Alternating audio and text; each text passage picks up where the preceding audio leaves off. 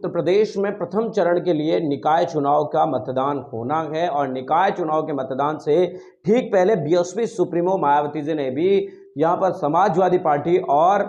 BJP दोनों पर ही गंभीर आरोप लगाए हैं और काफी ज्यादा तल्ख तेवर भी बीएसपी सुप्रीमो मायावती जी ने दिखाए, क्योंकि हाल ही के अंदर बहुजन समाज पार्टी के लोकसभा के सदस्य अफजल अंसारी की सदस्यता रद्द हुई है। उस मामले में बीएसपी की तरफ से अभी तक कोई स्टेटमेंट आया नहीं है, लेकिन निकाय चुनाव को लेकर बीएसपी सुप्रीमो मायावती जी ने मुस्लिम समाज को बड़ी संख्या में टिकट देकर उनकी भागीदारी सुनिश्चित करने की बात कही थी। यहां पर अब नजर यह आ रहा है कि बीएसपी सुप्रीमो मायावती जी ने निकाय चुनाव को लेकर यहां लिखा है, यूपी निकाय चुनाव के तहत 4 मई को होने वाले पहले चरण के चुनाव हेतु आगामी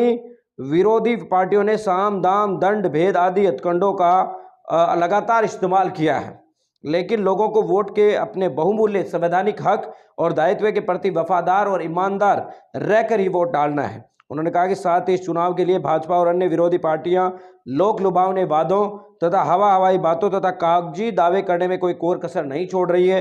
लेकिन वोटरों को इनके बहकावे में नहीं आकर अपने और अपने क्षेत्र के लिए हित और विकास के लिए बीएसपी के उम्मीदवारों को ही वोट देने की मैं अपील करती हूँ। बीएसपी सुप्रीमो मायावती जी ने बीएसपी के कैंडिडेट प्रत्याशी जो है उनके समर्थन में ही प्रथम चरण के अंतर्गत मतदान करने की अपील लोगों से कही है और उन्होंने कहा कि विपक्षी पार्टियां और बीजेपी सत्ताधारी जो पार्टी हैं उनके लोक लुभावनी बातों में बिल्कुल भी नहीं आना है और जो चुनाव का मतदान का आपका संवैधानिक अधिकार है उसका सही रूप में हकीकत में आपको इस्तेमाल करके लोगों को सरकार को चोट देनी है। उन्होंने कहा कि वोट का अधिकार साम दाम दंड भेद की नीति के अंतर्गत किसी भी कीमत पर गंवाना नहीं चाहिए। मिलेंगे इस वीडियो अपडेटों के साथ, अब तक आपसे लेते विदा, लाइक कीजिए, कमेंट कीजिए।